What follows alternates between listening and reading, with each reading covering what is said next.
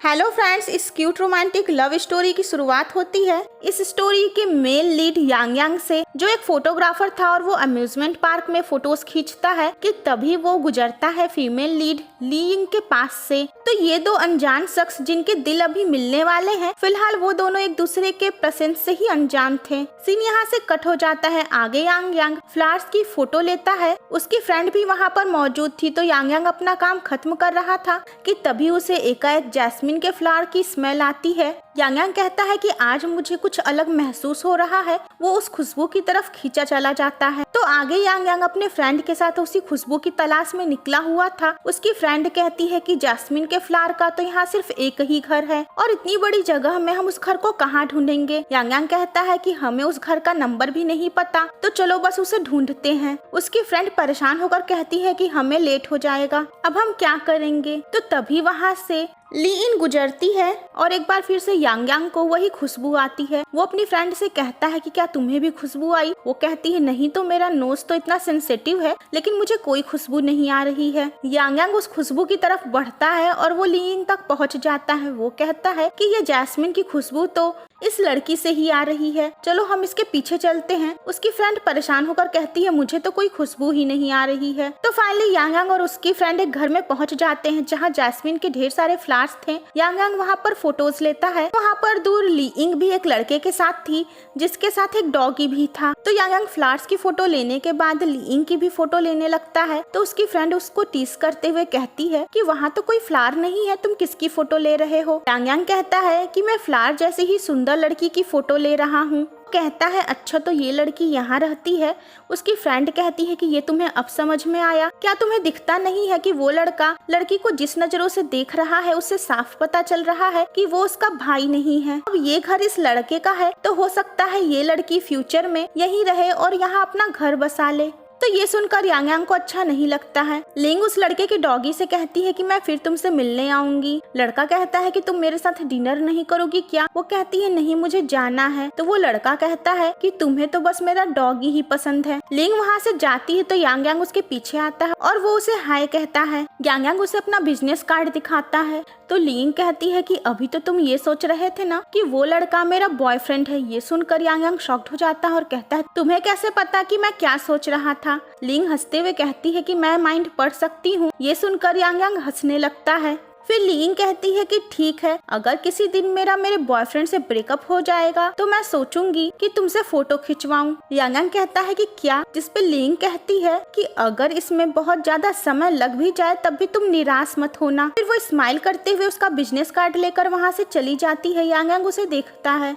वो कहता है क्या सच में तुम मेरे दिल की फीलिंग समझ सकती हो। फिर आगे कुछ समय बाद यांग यांग अपने स्टूडियो में था। वो ली यिंग की फोटो को अपने पीसी पे लगाया हुआ था और ली यिंग की एक फोटो को एक बॉटल पर लगाता है और कहता है कि तुम्हारा तो ऑलरेडी एक बॉयफ्रेंड है। वो अपने आप से कहता है कि क्या अब भी मुझे इस बात पर भरोसा है कि उन दोनों का कभी ब्रेकअप हो सकता है। उधर ली यिंग उदास थी क्योंकि उसका ब्रेकअप हो गया था। वो यांग यांग के स्टूडियो के पास से ही गुजर रही थी। तो यांग यांग भी काफी उदास बैठा हुआ था कि तभी उसे एक बार फिर से जैस्मिन फ्लावर्स की स्मेल आने लगती है। वो सोचता है ये तो वही स्मेल है और उसके बाद वो खुश होकर तुरंत अपने स्टूडियो के बाहर निकलता है। तो ली यिंग भी वहीं बाहर रोड पर ही थी। यांग यांग एक लड़की को पकड़ता है, लेकिन फिर वो देखता है कि वो तो कोई और है। वो उसे सॉरी कहता है। तभी ली यिंग को एकाएक यांग यांग की आवाज सुनाई देती है, जो वहाँ से काफी दूर उस लड़की से कह रहा था कि सॉरी, मुझे लगा कि तुम कोई और हो, बिल्कुल वैसी ही स्मेल मुझे आई। यांग यांग की आवाज सुनकर ही काफी खुश हो जाती है। वो अपने पास से जैस्मिन फ्लावर के टी की बोतल निकालती है और उसे खोलती है। तो यांग यांग आखिर ली यिंग की तलाश करते हुए उसके सामने आ ही जाता है। वो उसे अपने सामने पाकर खुश हो जाता है। ली यिंग उससे कहती है कि कहीं तुम्हें इस जैस्मिन फ्लावर के टी की स्मेल तो नहीं आ रही थी। यांग यांग कहता है तुम्हें कैसे पता। तो ली यिंग कहती है मैंने बताया था ना कि मैं माइंड रीड कर सकती हूँ। यांग यांग शॉक्ड होकर पूछता है क्या सच में तुम्हारे पास ऐसी पावर है। जिसपे ली यिंग हंसते हुए कहती है कि नहीं, मैं तो मजाक कर रही थी। वो बताती है एक्चुअली मुझे पिछले कुछ दिनों से किसी की आवाजें सुनाई दे रही हैं। और फिर फ्लैशबैक में दिखाया जाता है कि जब यांग यांग ली को पहली बार देखा था और कहा था कि ये जास्मीन की खुशबू तो इसी के पास से आ रही है, और उसके बाद जब वो दूर से ली की तारीफ में बोला था कि वो बिल्कुल फ्लावर जैसी है, और फिर उसके बॉयफ्रेंड को देखकर दुखी हुआ था, और फिर अपना बिजनेस कार्ड देने के बाद जब उसने कहा था कि क्या ये लड़की कभी मेरे दिल की फीलिंग समझ पाएगी, तो ये सारी बातें ली को दूर होने के बाद भी सुनाई दी थी। ली कहती है कि वो सारी आवाजें तुम्हारी ही थी। ली साई होती है तो यांग यांग देखता है कि सिर्फ वही ली को नहीं बल्कि ली भी उसे पसंद करती है और वो दोनों ही आपस में कनेक्टेड हैं। तो उसके बाद वो ली का हाथ पकड़ता है और कहता है कि चलो मेरे साथ। यांग यांग ली को अपने स्टूडियो लेकर जाता है। ली पूछती है कि तुम आखिर करते क्या हो। यांग यांग कहता है कि तुम अंदर चलो और सब समझ जाओगी। ली अंदर आती है और वो सामने अपनी एक बड़ी सी फोटो देखती है। वो सरप्राइज्ड हो जाती है और काफी खुश हो जाती है। वो ली से कहती है कि तुमने सेक्रेटली मेरा फोटो लिया है। ली कहता है ऐसा नहीं है, मुझे लगा था कि ये तुम्हें पसंद आएगा, क्या ये तुम्हें पसंद आया है। ली कहती है ऑफ कोर्स, तुमने मेरी इतनी सुंदर फोटो ली है।